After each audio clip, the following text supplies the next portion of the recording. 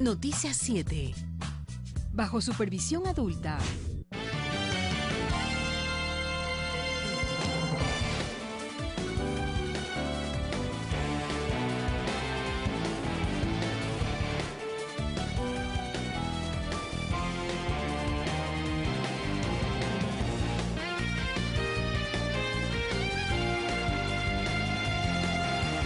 ¿Qué tal? Siempre es un gusto saludarlos. Bienvenidos al servicio informativo de su televisión pública. Mi nombre es Abraham Verduga. Aquí los titulares. El exgerente de Petroecuador, Alex B., deberá enfrentar un nuevo proceso, esta vez acusado de peculado. Además, a pocas horas de que se inicie el silencio electoral, los candidatos visitan las principales ciudades del país para cerrar sus campañas y reiterar sus ofrecimientos a los electores. Empezamos de inmediato.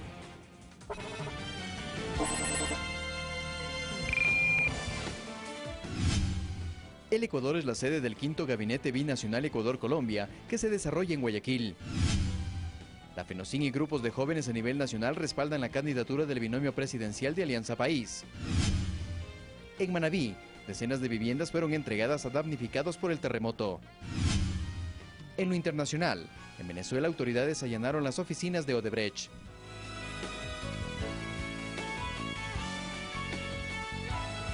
Empezamos con el desarrollo de la información. Personas consultadas por Ecuador TV Noticias cuestionan la agresión a una persona de la tercera edad por parte de Jacobo Bucaram, así como la posterior reacción de su hermano menor, el candidato presidencial Dalo Bucaram. Quiero invitarte a soñar con ese Ecuador de fe, de paz, de familia, con ese Ecuador sin odios. Al parecer, estos deseos de paz y armonía de Dalo Bucaram, candidato a la presidencia de la República por el movimiento Fuerza Ecuador, se contraponen con la realidad, puesto que su hermano mayor, Jacobo Bucaram, el pasado domingo agredió de esta forma a Ricardo Rivera, tío del segundo mandatario. La reacción de Dalo Bucaram no fue socorrerlo, sino salir del restaurante Chili's, lugar en el que se produjo la agresión. Esto, a pesar de que el agredido es una persona de la tercera edad. Su agresor, Jacobo Bucaram, tiene 38 años, 29 menos que Ricardo Rivera. Bueno, como usted verá, yo soy de la tercera edad. Cualquier agresión, venga de donde venga, es condenable. En sí mismo la agresión está muy mal, y menos de un personaje público. En sí, de todas las personas, el respeto y la consideración es muy importante. Y qué pena que se haya dado esa situación. Por su parte, Ramiro Aguilar, vicepresidenciable por el movimiento de Bucaram, defendió la violencia y la agresión y lo hizo a través de varios mensajes publicados en su cuenta personal de Twitter. Veamos dos. Jacobo B. en 30 segundos hizo lo que no han podido hacer millones de ecuatorianos en 10 años. Así que nada de rasgarse las vestiduras fue una provocación. Y lo hecho, hecho está. Será el pueblo quien valore y decida. Tiempo atrás, en un reportaje realizado por la televisión legislativa, el entonces asambleísta dijo lo siguiente. Creo mucho en la solidaridad humana. Solidaridad que no le evidenció su compañero Dalo Bucaram con Rivera. Pero una persona que da muestras en su discurso de otra cosa no puede ahondar en ese tema. De que ellos ganaran la presidencia y si esa actuación van a tener, ¿qué esperamos? Y este era su comportamiento al interior de la Asamblea Nacional. Tiene la palabra asambleísta Ramiro Aguilar. Gracias, señora presidenta. Vamos a ver si inauguramos el cerebro. A Jacobo Bucaram en el año 2007 se lo vinculó con la agresión al ex técnico de la Selección Nacional de Fútbol, Hernán Darío Gómez. José Luis Quinteros, Ecuador TV. Empresas en quiebra, fallecimientos, pobreza, deudas, migración fueron algunos de los resultados que dejó el feriado bancario en nuestro país. 23 entidades financieras quebraron, entre ellas el Filan Banco, cuyos dueños eran los hermanos Isaías Dazum, actualmente prófugos de la justicia. En la Plaza de la Independencia en Quito encontramos a Alberto Ceballos. Su historia es parecida a la de miles de personas quienes confiaron en el Filan Banco y por ende en los Isaías. Mató infamemente a la gente que pudo ser algo más en la vida, especialmente a uno de mis familiares. Le mató a mi suegra. Cuenta además que la pérdida fue por partida doble, ya que también se quedó sin sus ahorros. A mí me robaron en un año X, no les digo, me robaron 40 millones de esos malditos de los Isaías. En los últimos días, los Isaías Dazum han sido noticia en los principales medios de comunicación, pues según el gobierno, estarían atrás de un plan de desestabilización en su contra, plan que se basaría en la ayuda de varios políticos. A decir del Ejecutivo, estarían Guillermo Lasso, Andrés Páez, César Monge, Fernando Villavicencio, entre otros. Hay gente que vendió la casa y negoció sus escrituras y quedó en la calle. Justamente en el centro histórico también encontramos a Jaime Maruri. Él nos contó que el dinero que había ahorrado de su jubilación lo perdió. Ellos son los que han maquinado siempre los negocios de los bancos en el país. Siempre han maquinado. Vean lo que hace con Filabanco, lo que hizo con el resto de bancos. Y afirma que por mucho tiempo no pudo recuperar su dinero y cuando al fin lo logró, lo que recibió no fue lo esperado. La razón, nuestro país estaba ya dolarizado. Por cada 25.000 sucres se recibía $1. Y me acerqué a las ventanillas, después en la cola. Por favor, señorita, le dije, actualice mi libreta, creyendo que me hizo esperar más de una hora. El rato que ya me entregó la libreta, casi me caigo muertos. De los 40, dos, no puede ser. Me dieron a mí $2.000. Jaime Maruri también cree que los Isaías hicieron mucho daño al país. Desgraciadamente todavía tenemos en nuestro pueblo la gente que no se acuerda. Falta memoria, no sé qué pasa, pero los que hemos pasado es ¿cómo podemos permitir que regresen estos señores? De acuerdo con una auditoría que se realizó sobre el feriado bancario, el salvataje a los bancos le costó al Estado más de $23.000 millones. Dinero que en su totalidad no se ha podido recuperar. José Luis Quinteros, Ecuador TV. Alex B., exgerente de la estatal petrolera, fue vinculado en un cuarto proceso en el denominado caso Petroecuador. Esta vez por el presunto cometimiento de peculado. La diligencia se desarrolló en el Complejo Judicial Norte. El fiscal Hugo Pérez solicitó la vinculación de Alex B., exgerente de Petroecuador, y Diego T., exgerente de refinación. Basó su pedido en un informe de Contraloría con indicios de responsabilidad penal por un presunto perjuicio económico en un contrato para la rehabilitación de la refinería de Esmeraldas entre la contratista Jorge Vivar y Petroecuador. De su lado, la defensa de los acusados desestimó los argumentos. El señor Bravo firma un oficio con el cual pone en conocimiento de la fiscalizadora la petición de hacer la evaluación técnica. El peritaje establece que no existe un perjuicio al Estado. El informe de Contraloría no topa en conclusiones al ingeniero Tapia. El juez Fabricio Carrasco, además de ordenar la vinculación de los dos procesados, ratificó las medidas cautelares de prisión preventiva, retención de los valores en sus cuentas bancarias y prohibición de enajenar bienes. Previamente, el lunes 30 de enero se abrió la instrucción fiscal en contra de 4 exfuncionarios públicos, entre ellos Carlos Pellé, exministro de Hidrocarburos, y 2 funcionarios privados. En su argumentación, el fiscal del caso, Osvaldo Carvajal, hizo alusión a la existencia de un contrato para la recuperación de condensados en la refinería de Esmeraldas, con un presupuesto inicial de $23 millones aproximadamente. Sin embargo, la adjudicación se realizó por más de $27 millones. Con esta vinculación, el proceso penal se extiende por 30 días más. Este es el cuarto proceso para Alex B., quien también está vinculado a los casos de cohecho, delincuencia organizada y enriquecimiento ilícito. Olga Velasco, Ecuador TV. Vamos con otro tema. Diario El Telégrafo reveló que la empresa Kroll On Track, utilizada como fuente informativa en la publicación de Diario Expreso, en la que se señala un supuesto pago de coimas a funcionarios del gobierno, colaboró años atrás para presionar a la justicia a fin de evitar que Chevron pierda el juicio por contaminación ambiental. El Telégrafo señaló que la publicación realizada el lunes por Diario Expreso de Guayaquil, en la que se denuncia el presunto pago de coimas a funcionarios de gobierno por parte de la empresa Caminosca, tiene como fuente la empresa estadounidense Kroll On Track. Meses atrás, antes de la época electoral, el propio presidente Rafael Correa advirtió que este tipo de denuncias se iban a presentar en medios de comunicación, con el propósito de vincular a Jorge Glas Espinel en casos de corrupción. Kroll On Track, empresa que sirve de fundamento para el reportaje de Diario Expreso, tiene algunos antecedentes. El Telégrafo, en su publicación de este miércoles, señala que esa empresa estadounidense gestionó la llegada al país de 3 ciudadanos extranjeros. Uno de ellos, Andrés Rivero, quien habría efectuado llamadas para intimidar al ex juez y titular de la Corte de Justicia de Sucumbíos, Nicolás Zambrano, y para ofrecerle beneficios si fallaba a favor de la empresa petrolera. Kroll On Track es una empresa que supuestamente tiene 30 años de experiencia en la gestión y soluciones informáticas.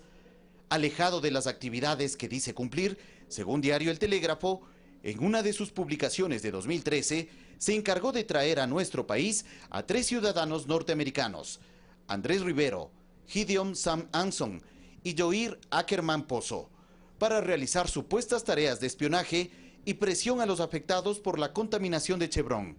La empresa Kroll Ontrack no se encuentra registrada en la Superintendencia de Compañías del Ecuador. Fabricio Ceballos, Ecuador TV.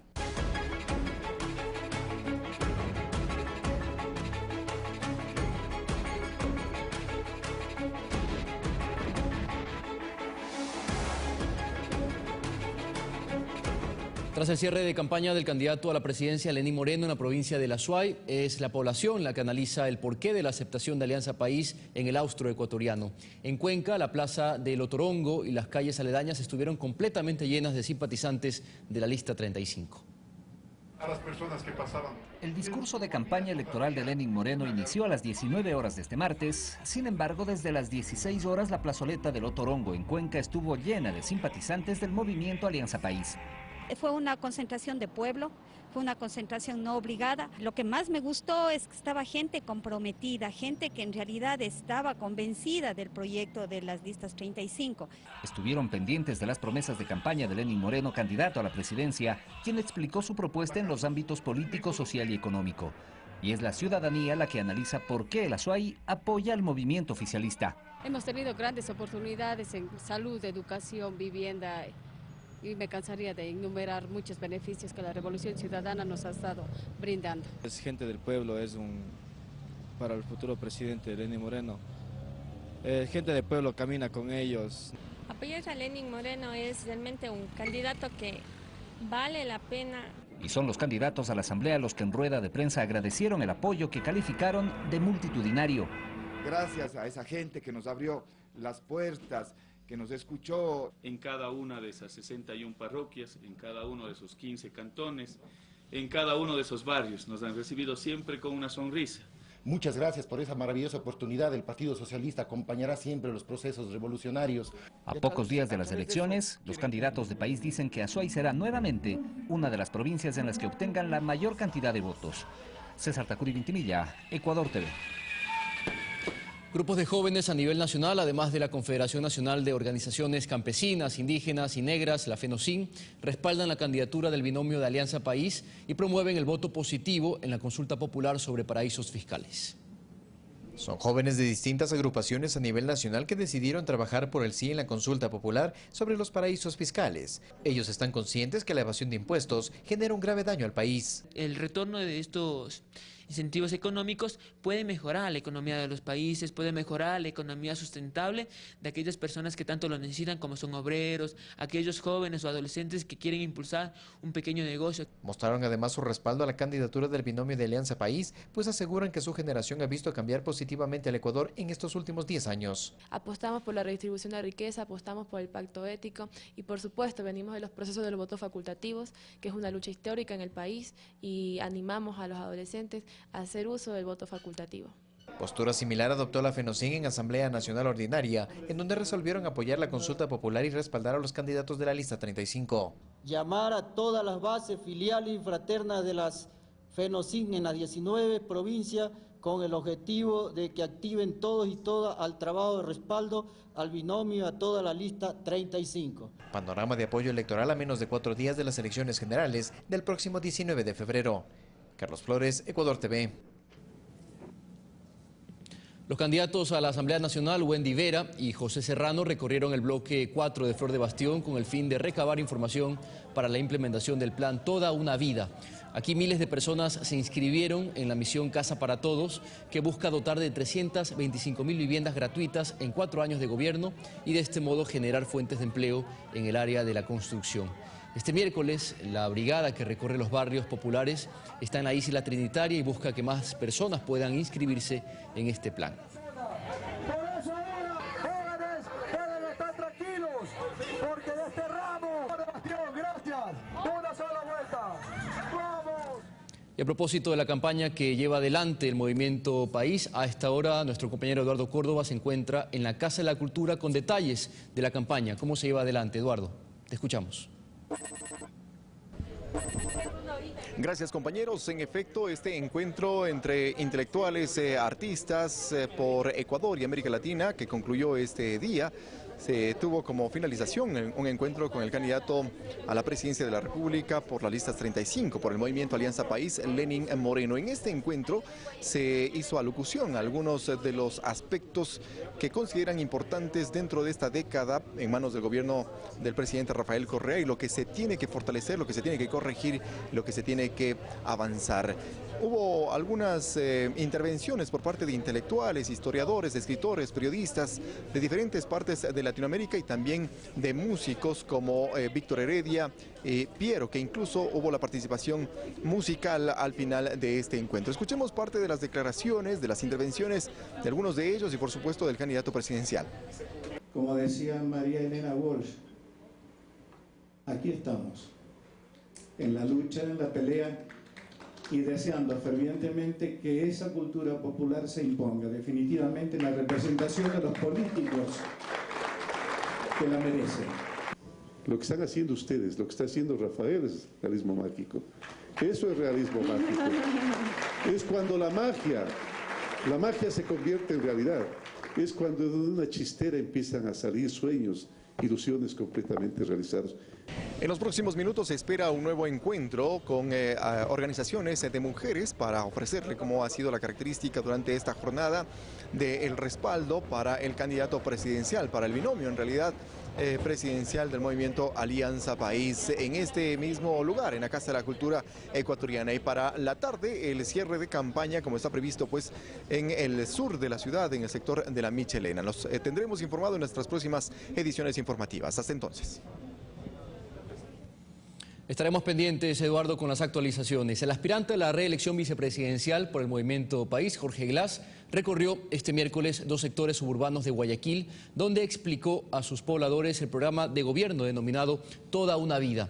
En materia política reiteró la existencia de una estrategia de restauración conservadora que, en esta etapa final, busca desprestigiar ante la opinión pública al binomio oficialista. La Ladrillera es un populoso sector suburbano de Guayaquil que nació hace 20 años en medio de múltiples y marcadas necesidades. Aquí sus pobladores poco o casi nada conocen del modelo exitoso tan publicitado por la actual administración social cristiana.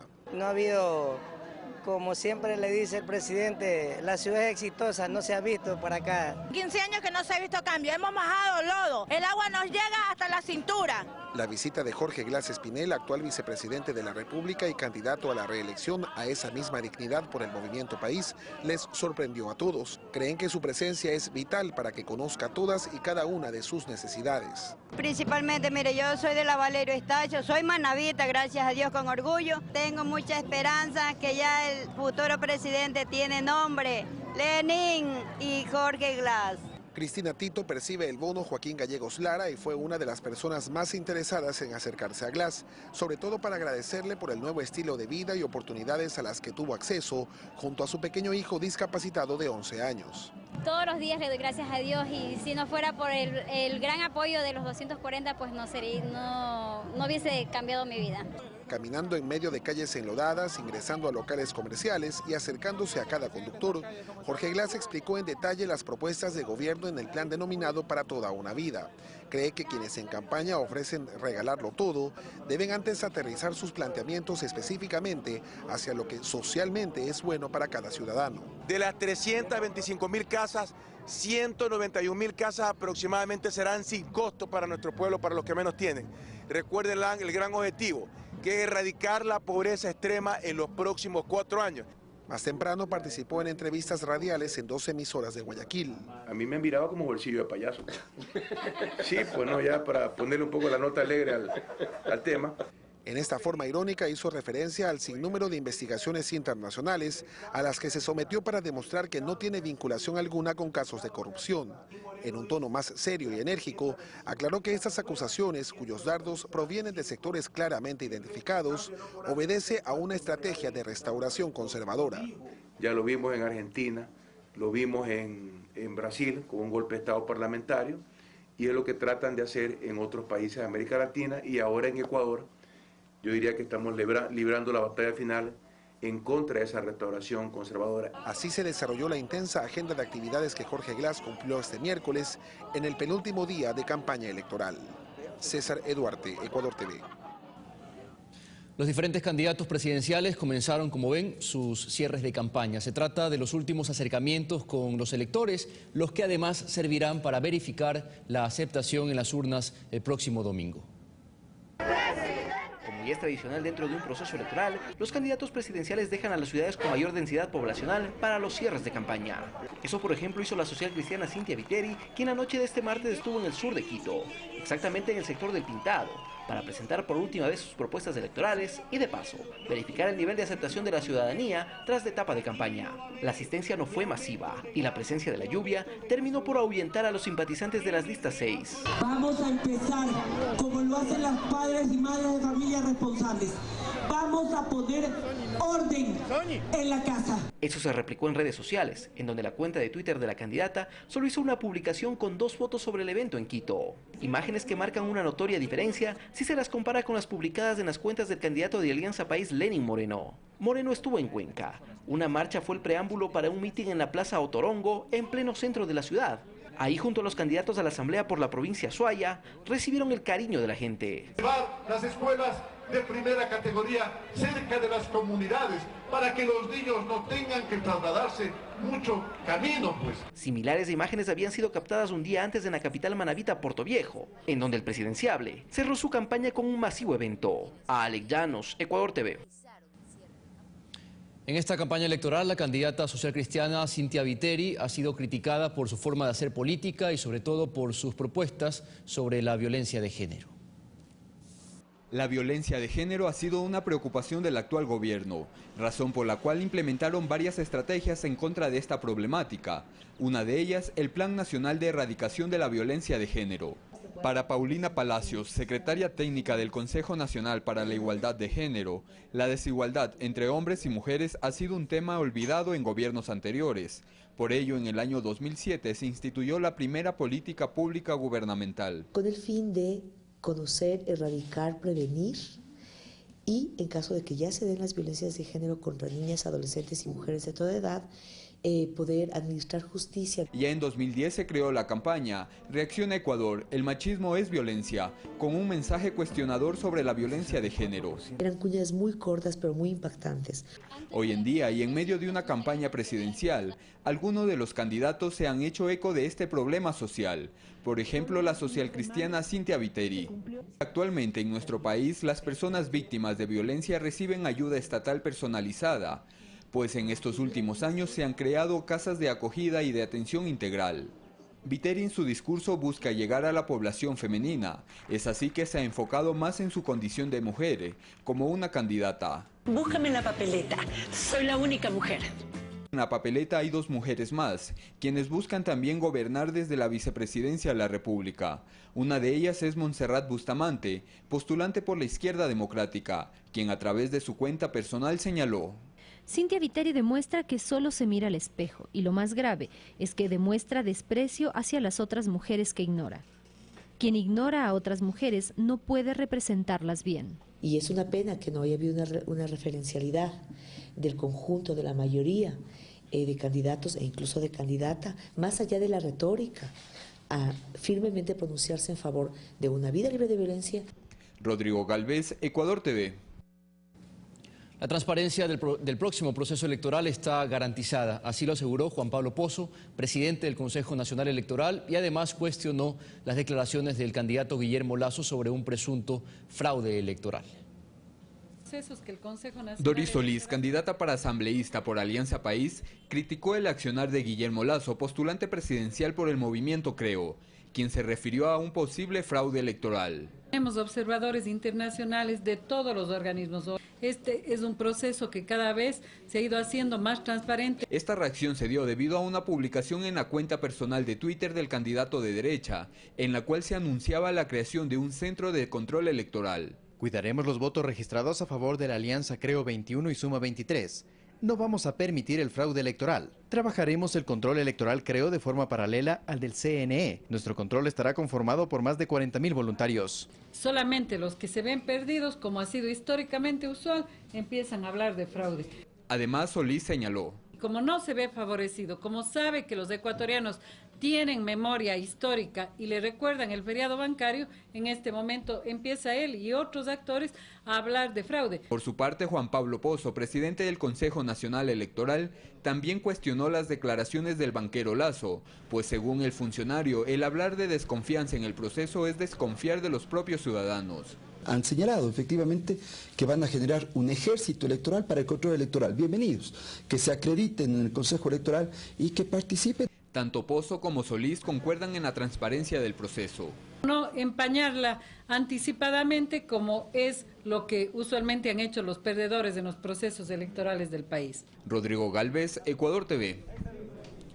El Consejo Nacional Electoral realizó la presentación y capacitación de las distintas misiones de observadores electorales internacionales que acompañarán las próximas elecciones generales del 19 de febrero, las cuales entregarán informes antes, durante y después de la jornada de votaciones. 4 son las misiones internacionales que desde enero ya están en el país para apoyar la labor de transparencia en las elecciones 2017. Estas son OEA, UNASUR, UNIORE y AWEB, representando los 5 continentes. El presidente del CNE les expresó la bienvenida y de paso mostrar la apertura para facilitar su trabajo. Su labor será fundamental, porque con ustedes se contribuye a mejorar nuestras prácticas electorales y a fortalecer también la integración suramericana y latinoamericana como la efectiva cooperación entre nuestros países. Señaló que si bien el trabajo de los observadores es primordial, siempre primará la soberanía electoral. Los informes de las misiones de observación electoral son recomendaciones importantes que nos permiten mejorar las prácticas electorales, pero siempre en el marco de la soberanía de los estados, de la autodeterminación, de la no injerencia, porque eso nos permite mejorar y conocernos y reconocernos diversos.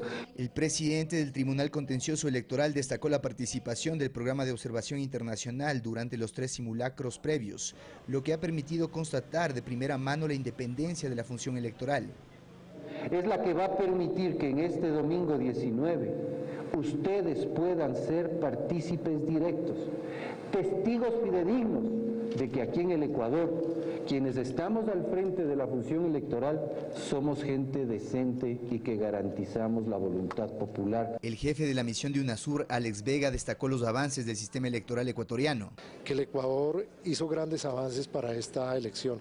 El suprimir las juntas intermedias, el tema del voto en casa para la tercera edad, garantizar el voto a los sindicados presos. Y se mostró satisfecho por las respuestas al respecto de un porcentaje mínimo de inconsistencias en el padrón electoral. Vimos que el margen de error de las personas, posibles personas que todavía están fallecidas, fueron clarificadas. Nosotros preguntamos en las capacitaciones sobre eso. Cada misión podrá presentar hasta un número de 4 informes antes, durante y después de la jornada de votación. César García, Ecuador TV.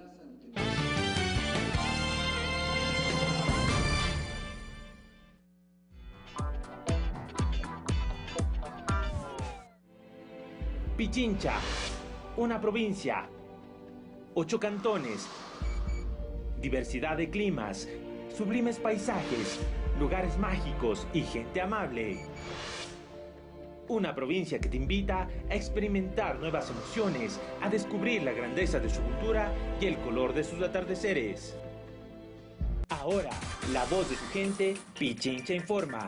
Todos los jueves por Ecuador TV a las 8:30 de la mañana. Y su reprise todos los sábados a las 14 horas.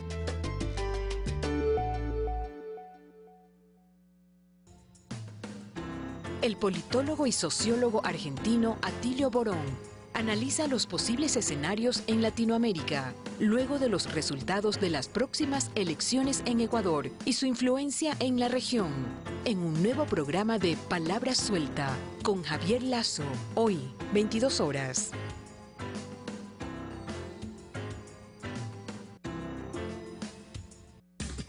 Este domingo 19 de febrero, Ecuador decide su futuro en democracia.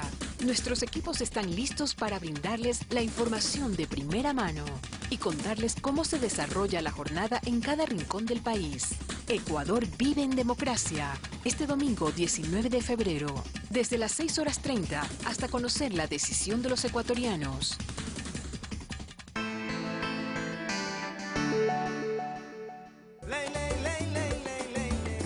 Fidel Chiriboga, junto a mis compañeros de bancada en la Asamblea Nacional, impulsaremos la creación de la Universidad Pública en el sur de Quito. Soy Jaime Campaña, candidato a asambleísta por los cantones de Pichincha. En agroproducción, creación de cooperativas, los cantones serán más productivos. Soy Cristian Veloz, candidato a asambleísta por las parroquias rurales. Vota todo 17. Publicidad electoral. Asambleístas provinciales. CNE. Elecciones Generales 2017.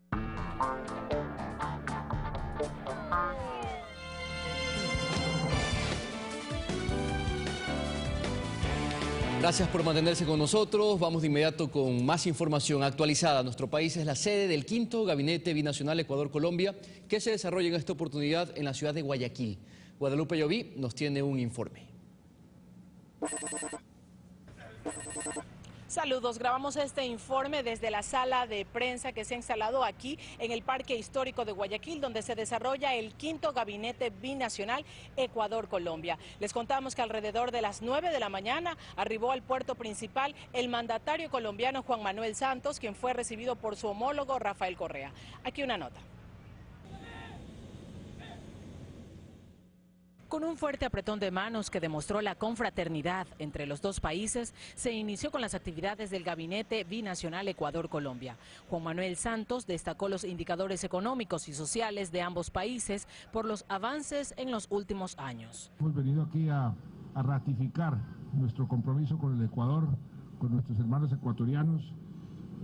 Tenemos visiones comunes, problemas comunes, desafíos comunes, pero hemos encontrado en el presidente Correa, en su gobierno, un gran socio. El jefe de Estado de Ecuador, Rafael Correa, destacó el trabajo realizado por el Premio Nobel de la Paz.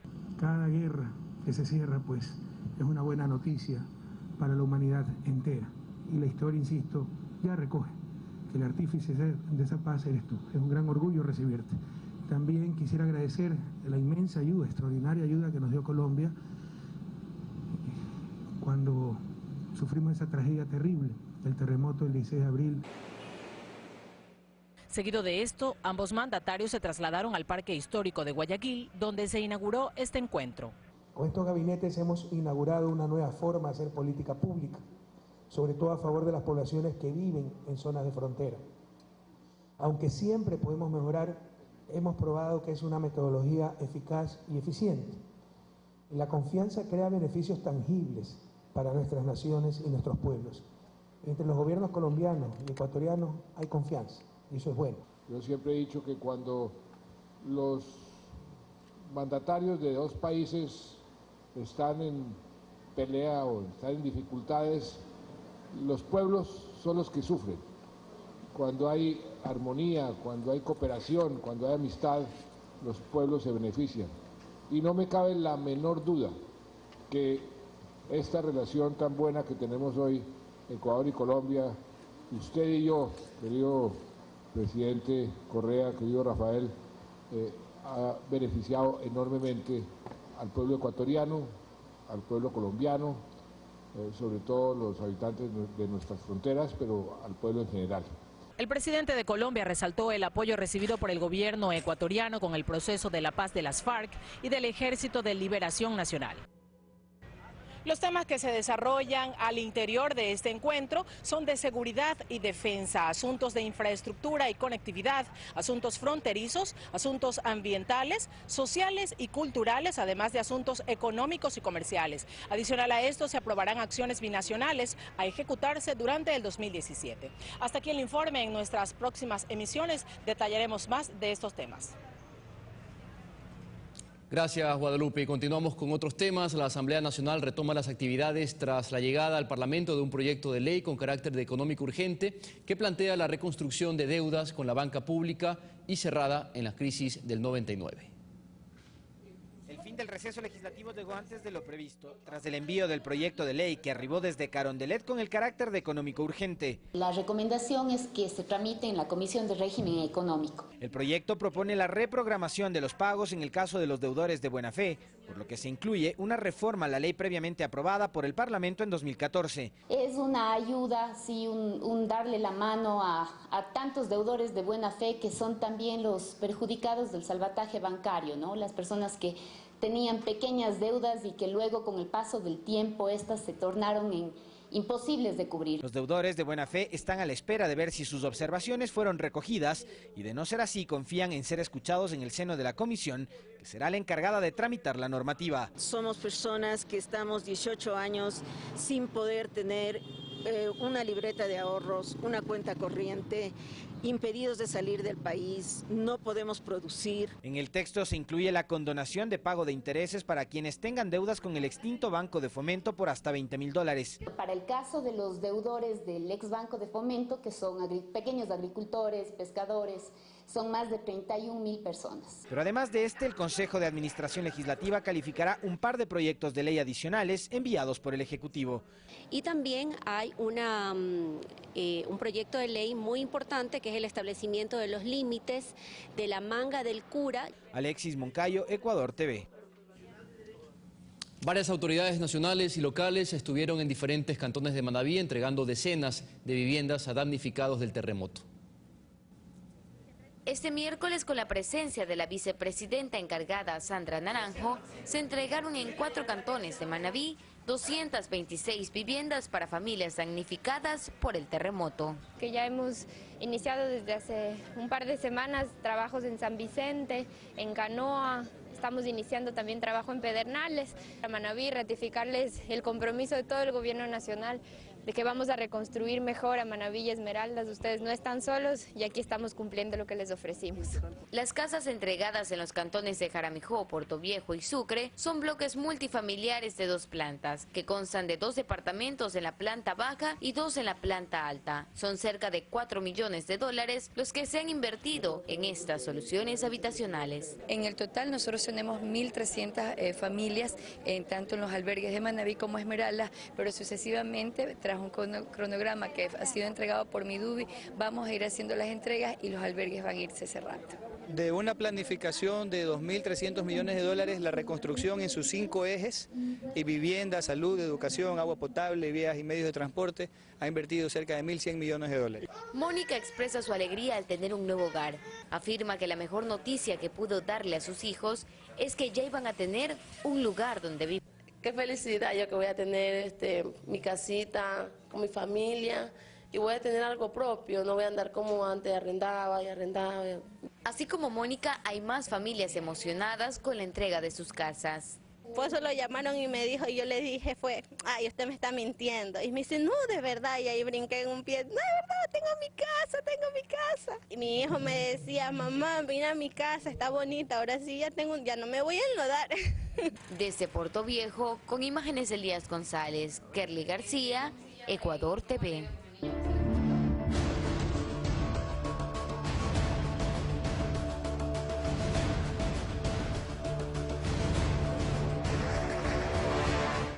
Yo soy una persona con discapacidad. Anteriormente, en los gobiernos anteriores, nunca fuimos tomados en cuenta por los anteriores presidentes. En la realidad, ahora actualmente hace 10 años que Lenín Moreno se lanzó para la campaña política, fuimos captados poco a poco por la sociedad. Gracias a Dios, primero gracias a Dios, gracias a este gobierno, hoy tengo mi trabajo, yo trabajo en una empresa pública, soy digitador, y eso me alegra que Lenín Moreno se acordó que existimos nosotros.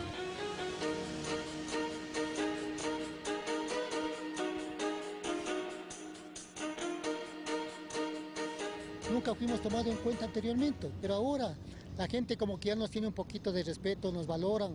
Y eso es bueno para nosotros, que en realidad somos personas de que nos merecemos una oportunidad. ¿Y por qué no hacerlo? Si no ha habido oportunidades en los anteriores gobiernos y este gobierno ha captado y ha dado esa oportunidad de que trabajemos en cualquier empresa pública, en lo que sea.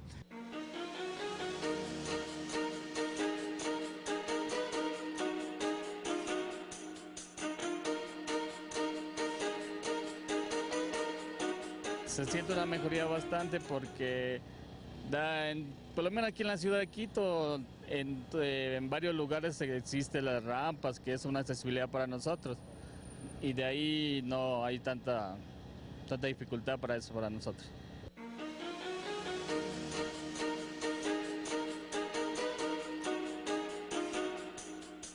Antes de que tengamos como gobierno a Rafael Correa, era una vida muy dura, difícil, muy precaria, ¿no? Porque no había oportunidades para nada. teníamos una ley de la discapacidad por medio de CONADIS, pero no se aplicaba. Pero cuando ya entró el presidente Correa con el vicepresidente Lenin, pues se aplicó esa ley y las empresas comenzaron a cumplirlas y a llamar a bastantes personas con discapacidad a las empresas y estamos trabajando.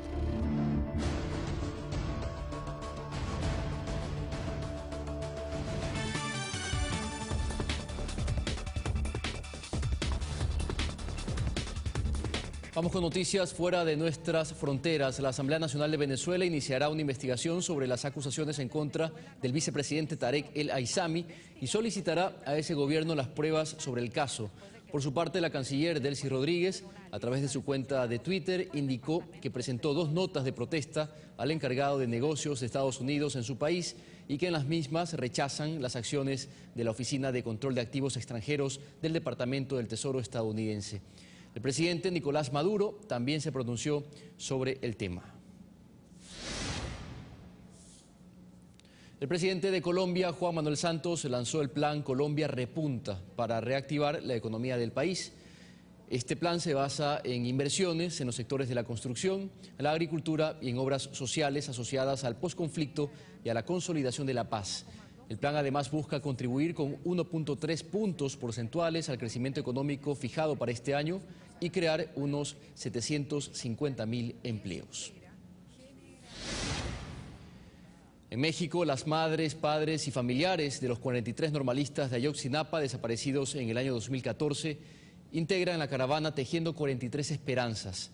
Esta arribó a la ciudad de Puebla con el fin de exigir al gobierno federal que continúe con la investigación sobre la desaparición de sus hijos y advirtieron que la crisis por el gasolinazo no puede opacar su caso. Más al norte, el presidente de Estados Unidos, Donald Trump, y el primer ministro de Israel, Benjamín Netanyahu, se reunieron en Washington.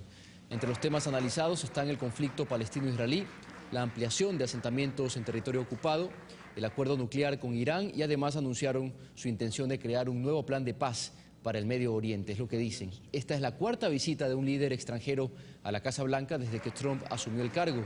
Primero lo hizo la británica Theresa May, luego el japonés Shinzo Abe y esta misma semana el primer ministro canadiense Justin Trudeau. Recordemos que se canceló la visita que tendría Enrique Peña Nieto en ese país. Allanaron las oficinas de Odebrecht en Venezuela. Además, el Parlamento Europeo aprueba el acuerdo de libre comercio entre Canadá y la Unión Europea. Más información en el siguiente resumen. Son 4 las imputaciones contra el gobierno de Mauricio Macri desde que asumió la presidencia. El mandatario es investigado por la firma de un memorándum de entendimiento con Qatar, el blanqueo de capitales familiares, los denominados Panama Papers y la causa de Correo Argentino. En Venezuela, la Dirección de Contrainteligencia Militar allanó las oficinas de Odebrecht en Caracas. Esto días después de que el presidente Nicolás Maduro y el Parlamento pidieran a la justicia investigar el caso de supuestos sobornos de la empresa en ese país, que se calcula que son 98 millones de dólares para hacerse con contrataciones de obras públicas. Con 408 votos a favor, 254 en contra y 33 abstenciones, el Pleno del Parlamento Europeo aprobó la ratificación del acuerdo comercial negociado entre la Unión Europea y Canadá. Este eliminará los aranceles de hasta un 92% de los productos que los 28 países y Canadá intercambian cada año. 2 atentados suicidas en el noreste de Pakistán mataron al menos 6 personas. Según las autoridades, se trata de un ataque de extremistas contra la sede administrativa de una región tribal en el noreste del país. El gobierno ha emprendido varias ofensivas contra los militantes en los últimos años. Fernanda de la Bastida, Ecuador TV. Son las 14:30 y aquí finalizamos este servicio informativo. Recuerden las actualizaciones a las 19 horas por la pantalla de su televisión pública y a las 22 horas no se puede perder Palabra Suelta con Atilio Borón. Conmigo será hasta mañana.